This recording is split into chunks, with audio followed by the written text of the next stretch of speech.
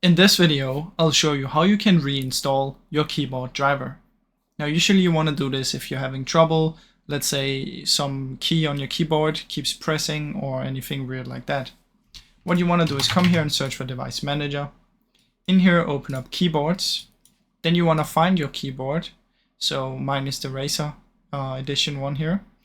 And what you want to do is right-click, Update Driver, search automatically.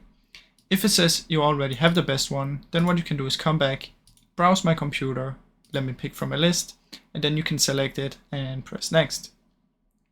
Now, if it still doesn't work, you can try and update the others from in here as well and see if that fixes it.